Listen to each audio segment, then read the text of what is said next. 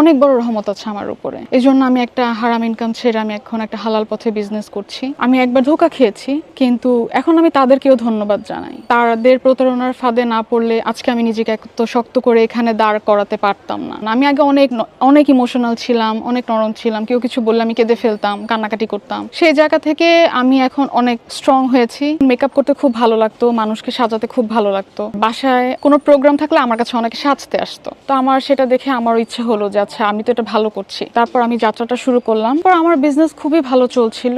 তো 2021 সালে একটা পর্যায়ে আমি উমরা করতে যাই। উমরাটা শেষ করার পরই না আমার নিজের উপর একটা সন্দেহ হচ্ছিল।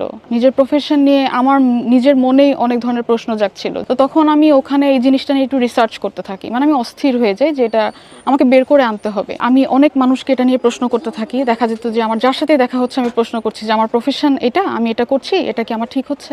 ম্যাক্সিমাম মানুষ আমাকে রেফারেন্স দিল, বিভিন্ন রেফারেন্স দিল, দেখালো যে না, এই ইনকামটা পুরোপুরি হালাল হচ্ছে না। সেটা চিন্তা করে আমি তখন আমার হাজব্যান্ডের সাথে বসে আলোচনা করি, যেহেতু তখন আমার ব্যবসাটা অনেক বড় হয়ে গিয়েছিল।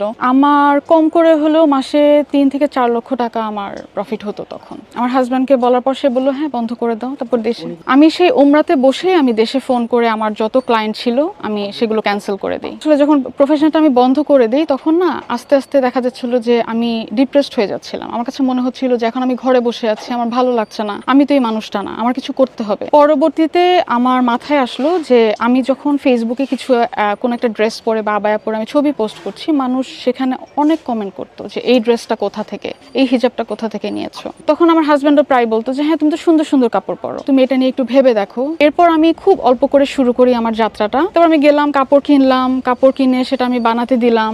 যখন কাপড়গুলো আসলো তখন দেখলাম যে না, সুন্দর হয়েছে। তখন আমার এক কাজিনকে পরিয়ে সেটার ফটোশুট করলাম। করে যখন আমার পেজে আমি আপলোড করলাম তখন দেখলাম যে আলহামদুলিল্লাহ ভালো একটা রিচ হয়েছে, আমি খুব ভালো সাড়া পেয়েছি। ওই জিনিসটা না আমাকে খুব ইন্সপায়ার করে। তখন আমার কাছে মনে হচ্ছিল যে আল্লাহ কাউকে কোনো কিছু না দিয়ে কোনো কিছু কেড়ে নেয় না। অনলাইনে প্রায় 6 মাস আমি এটা রান করি। 6 মাস রান করার পরে তখন আমার হাজব্যান্ড আমাকে একদিন বলে যে তোমার তো এই ব্যবসাটাও খুব ভালো যাচ্ছে, তাহলে কেন না তুমি একটা শোরুমের প্ল্যান করো। এরপর আমি অন্য একটা ব্র্যান্ডের সাথে কোলাবোরেশনে একটা শোরুম দিই। সেখানে আসলে অনেক বড় একটা দুর্ঘটনা ঘটে, প্রতারণার শিকার হই। আমার হাজব্যান্ড তো আসলে বেসিক্যালি সে দেশের বাইরে থাকতেন। ও যখন দেশে আসলো প্রথমবার আমি ওকে শোরুম ভিজিট করতে নিয়ে গেলাম যে চলো আমার শোরুমে। ও আমাকে জিজ্ঞেস করতো তোমার এখন ব্যবসায় কত টাকা আছে, কত টাকার প্রোডাক্ট আছে, ও জানতে চাইতো। তখন ও আমার শোরুম ভিজিট করার পর বললো যে রেহনুমা এখানে তো এই অ্যামাউন্টের প্রোডাক্ট নেই, তুমি যেটা বলছো তুমি কি হিসাব নিকাশ ঠিক মতন করতে পারছো? তখন আমি বললাম যে হ্যাঁ আছে। তখন ও বললো যে না, তুমি একটু হিসাবটা টান দাও, 1 বছর যেহেতু হয়ে গেল একটু দেখো, চেক করে দেখো। তখন আমি